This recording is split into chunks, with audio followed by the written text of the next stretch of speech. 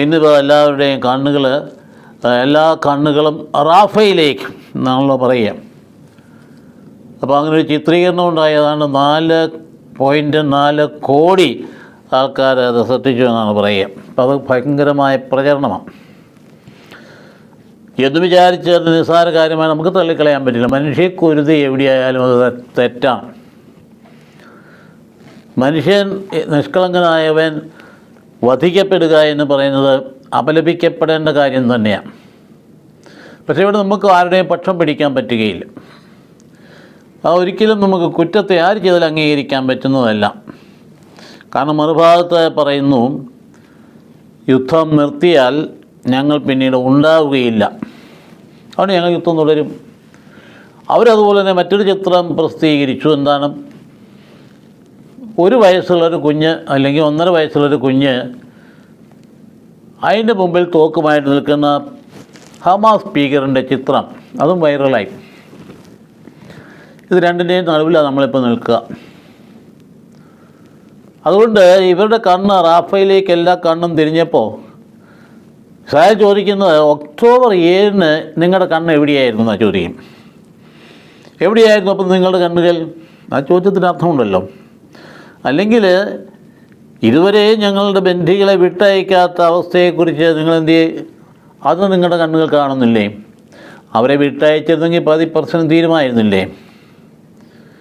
അതുകൊണ്ട് യഹ്യാ സിൻഹായെ പിടിക്കപ്പെടുന്നതുവരെ ഞങ്ങൾ തുടരും. മാത്രമല്ല ഈ ഭീകരന്മാർ മുഴുവൻ അമർച്ച ചെയ്യുന്നവരെ ഞങ്ങൾ തുടരുമെന്ന് പറയുമ്പോൾ അത് നമുക്ക് ആരുടെ ഭാഗത്ത് നിൽക്കാൻ പറ്റുക? അപ്പോൾ വളരെ ഗൗരവമായ കുറ്റകൃത്യങ്ങളുടെ, ലോകത്തിൻ്റെ കുറ്റകൃത്യത്തിന് മുമ്പിലാണ് നമുക്ക് വിവരണാതീതമായ ഭീകരത. ഒക്ടോബർ 7-ന് അഴിച്ചുവിട്ടപ്പോഴാണ് യുദ്ധം തുടങ്ങിയത്. അവർ പറയുന്നത് ഞങ്ങൾ യുദ്ധം തുടങ്ങിയിട്ടില്ല. അതിഭയങ്കരമായ ഭീകരത അഴിച്ചു വിട്ടപ്പോൾ 1400 പേരെ കൊല ചെയ്തപ്പോൾ പാട്ടും ഡാൻസുമായിട്ട് കഴിഞ്ഞ് 260 യുവാക്കളെ ഹീനമായ രീതിയിൽ കൊന്ന് തള്ളിയപ്പോൾ, ഞങ്ങളുടെ 300ഓളം ആൾക്കാർ ബന്ദികളായിട്ട് കൊണ്ടുപോയപ്പോൾ, അവരോട് ചെയ്യുന്ന ഭീകരതയുടെ ചിത്രങ്ങൾ പുറത്ത് വരുമ്പോൾ ഞങ്ങൾക്ക് പിടിച്ചു നിൽക്കാൻ പറ്റിയില്ല യുദ്ധം ചെയ്യാതെ എന്ന് പറയുമ്പോൾ, ഇത് ഞങ്ങൾ തുടരുമെന്ന് പറയുന്നതിനോട് ഏത് ലോക കോടതി വിധിച്ചാലും ശരി ഇത് ഞങ്ങളുടെ നിലനിൽപ്പിൻ്റെ കാര്യമാണ് എന്ന് പറയുന്നിടത്ത് നമുക്ക് എന്താ പറയാൻ പറ്റുക? നമുക്ക് പറയാൻ പറ്റുന്ന ഒരു കാര്യമുണ്ട്.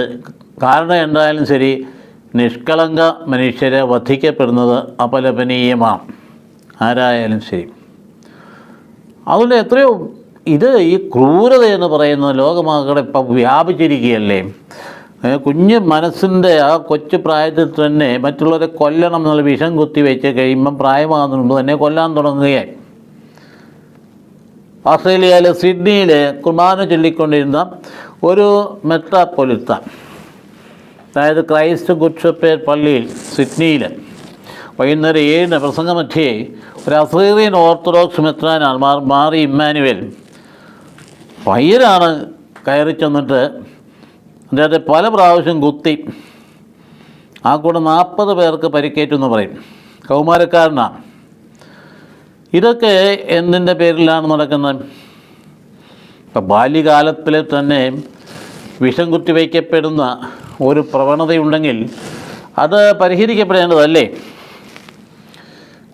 ഓർക്കുന്നു, 2015 പാരീസിൽ ഷാർലി എബ്ഡോയിൽ, ഇതൊക്കെ വളരെ മനോഹരമായ സ്ഥലങ്ങളാണ്. ആ പ്രദേശങ്ങൾ ഞങ്ങൾ പഠിച്ച് നടന്നിട്ടുള്ള കാലഘട്ടങ്ങൾ എപ്പോഴും പോയി ഇരുന്നിട്ടുള്ള ഒരു സ്ഥലമാണ്. അവിടെ മാധ്യമപ്രവർത്തകരെ ഒറ്റ അടിക്ക് തന്നെ ആ ഒരു ഒരു ഒരു ഇടപാടിലൂടെ തന്നെ 13 വരെ അന്ന് കൊന്നു. വലിയ മാധ്യമപ്രവർത്തകരെ ആരുടെയോ കാരിക്കേച്ചർ വരച്ചു എന്നുള്ള ഒറ്റ കാരണത്തേ ഉള്ളൂ. 2020 പാരീസിൽ തന്നെ ഒരു 18 വയസ്സുള്ള പയ്യൻ സാമുവേൽ എന്ന അധ്യാപകൻ്റെ കഴുത്തറുത്താൽ നോക്കി, അഭയം കൊടുത്ത പ്രദേശത്ത് ചെന്നിട്ട് അഭയം നൽകിയ സമൂഹത്തിൻ്റെ ആളുകളെ കഴുത്തറുത്ത് കൊല്ലുക എന്ന് പറഞ്ഞാൽ ഭീകരത. ഈ ഭീകരത ലോകം മുഴുവൻ വ്യാപിക്കുന്നത് കാണുമ്പോൾ റഫായിലെ ഒരു ഒറ്റപ്പെട്ട സംഭവമായിട്ട് മാത്രം എടുക്കാൻ പറ്റുമോ? 2021 ഒക്ടോബറിൽ പാരീസിലെ അരാസിൽ ഡൊമിനിക് എന്ന യുവ അധ്യാപകനെ കുത്തിക്കൊന്ന സംഭവം നമ്മളൊന്നും മറന്നുപോയിട്ടില്ല. അപ്പോൾ ഇവിടെ ലോകമെങ്ങും ഈ കൊലയും സ്ത്രീപീഡനവും അങ്ങനെയുള്ള ചില കാര്യങ്ങളൊക്കെ തുടർന്നുകൊണ്ട് പോകുന്നിടത്ത് ഇത് ലോകമനസാക്ഷി ഉണരേണ്ടത് എങ്ങോട്ടാണ് എന്നതിനെക്കുറിച്ച് പരിചിന്തനം ചർച്ചകൾ നടത്തേണ്ടതാണ്. ഇനി നമ്മുടെ കാലത്തോ നമ്മുടെ സംസ്ഥാനത്തോ കുറ്റകൃത്യങ്ങൾ പെരുകിയിട്ടില്ലേ? എന്തോ ഒരു കഷ്ടമാണ്. പണ്ടൊരു നല്ല എഴുത്തുകാരൻ എമ്മ ഗോഡ്മാൻ എന്ന ഇംഗ്ലീഷ് റൈറ്റർ പറഞ്ഞു, ഓരോ സമൂഹത്തിനും അതിന് അർഹിക്കുന്ന കുറ്റവാളി ഉണ്ടായിരുന്നു എന്ന് പറഞ്ഞാൽ, സമൂഹത്തിൻ്റെ അർഹിക്കുന്ന കുറ്റവാളി എന്ന് പറഞ്ഞാൽ ആ സമൂഹത്തിൻ്റെ പൊതു സ്വഭാവം എന്താണോ അതനുസരിച്ചായിരിക്കും കുറ്റവാളികളുടെ എണ്ണം. നമുക്കിവിടെ കുറ്റവാളികളുടെ എണ്ണം കൂടുകയല്ലേ?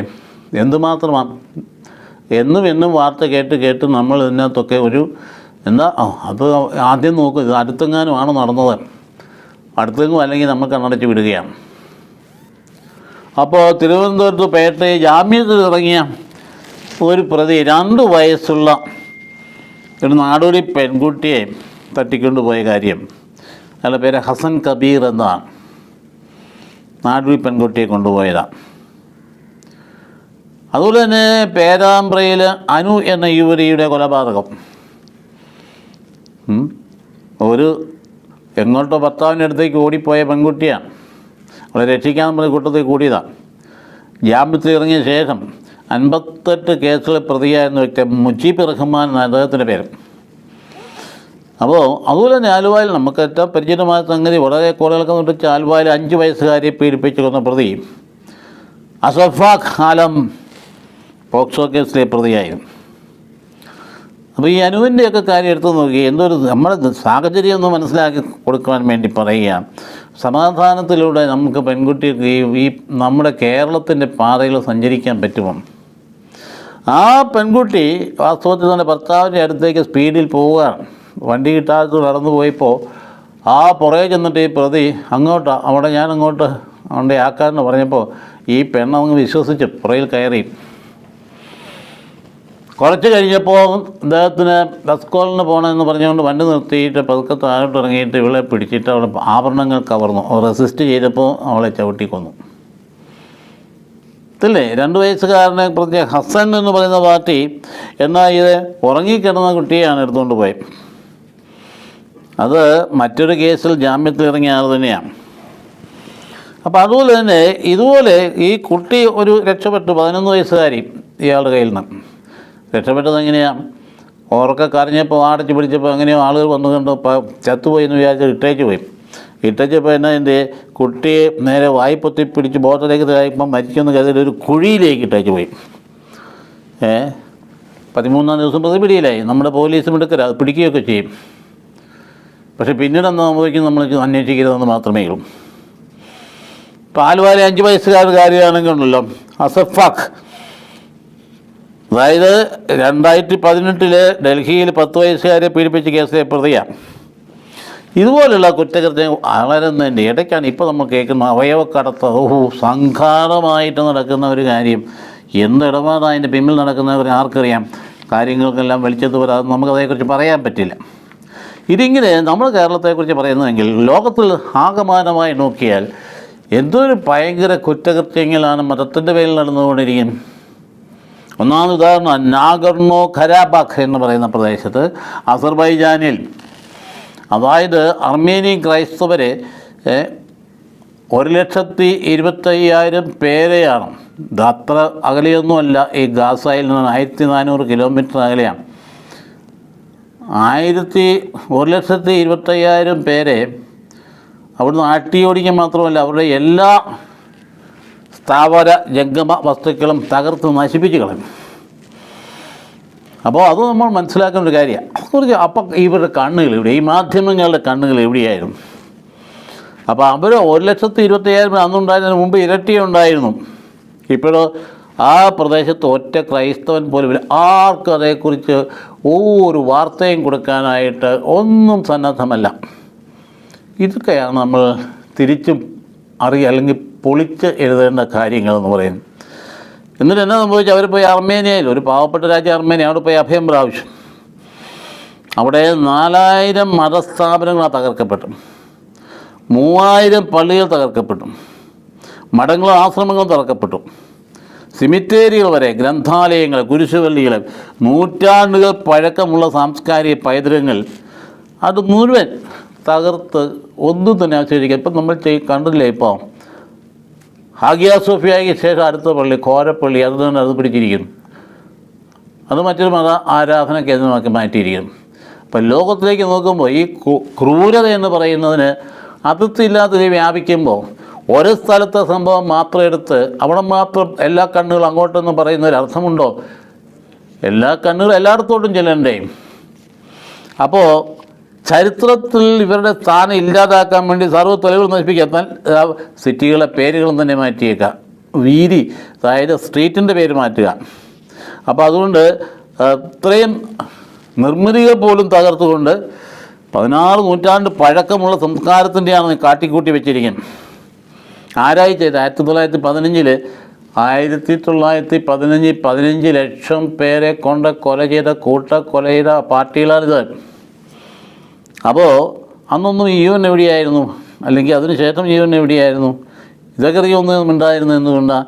ഇന്നിപ്പോൾ ലോക കോടതിയൊക്കെ വിധിക്കാനൊക്കെ ഇറങ്ങുന്നുണ്ടോ? നല്ലത് തന്നെയാണ്, പക്ഷേ വിധി മൈൻഡ് ചെയ്യുന്നില്ല.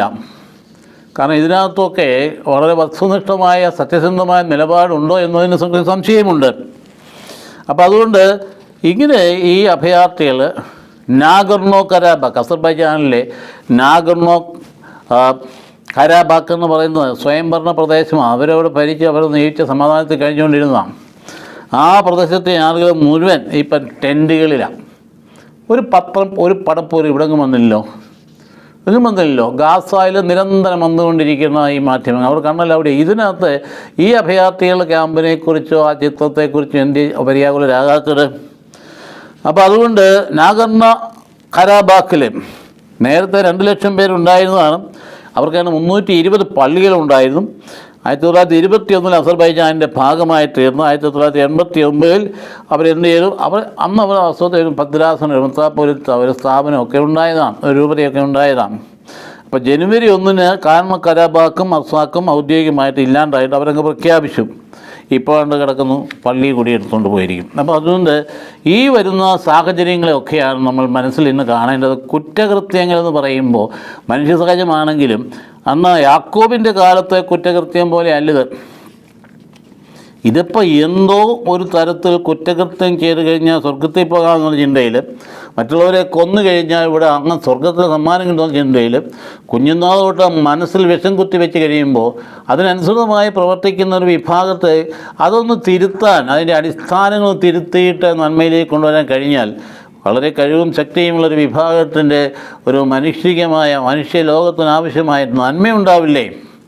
നമ്മുടെ ചിന്താവിഷയം പ്രധാനപ്പെട്ട ഒരു കാര്യം. അല്ല ആരെയും അങ്ങ് പരാജയപ്പെടുത്തി കുറ്റപ്പെടുത്തി പറഞ്ഞ് തരം താഴ്ത്തി പറയാൻ വേണ്ടിയിട്ടല്ല, ഇതൊരു ഫാക്റ്റാണ് എന്ന കാര്യം അംഗീകരിക്കേണ്ടതാണ്. ലോകത്തിൻ്റെ വിവിധ ഭാഗങ്ങളിൽ നടക്കുന്ന ഇത്തരത്തിലുള്ള ഒരേ തരത്തിലുള്ള കുറ്റകൃത്യങ്ങൾ ഇടപെടുന്ന വിഭാഗത്തെ അവരുടെ അടിസ്ഥാന തെറ്റിനെ തിരുത്തി അതൊന്ന് മാറ്റിയെടുത്തിട്ട് നന്മയിലേക്ക് തിരിച്ചുവിടാൻ കഴിഞ്ഞാൽ അതൊരു വലിയൊരു അനുഭവമായിരിക്കും.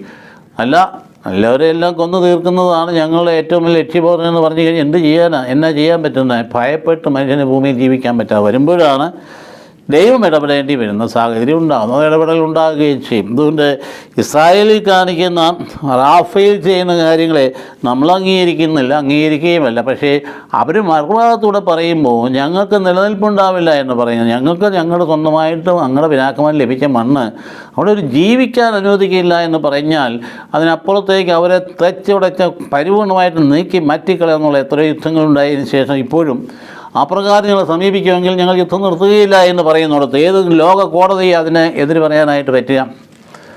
അവിടെ ഒരു സമാധാനം ഉണ്ടാക്കാൻ വേണ്ടി ഈ കോടതിക്ക് വേണ്ടി ഈ ബന്ദികളെ വിട്ടയക്കാൻ പറയാനുള്ള ധൈര്യമില്ലാതിരുന്നത്.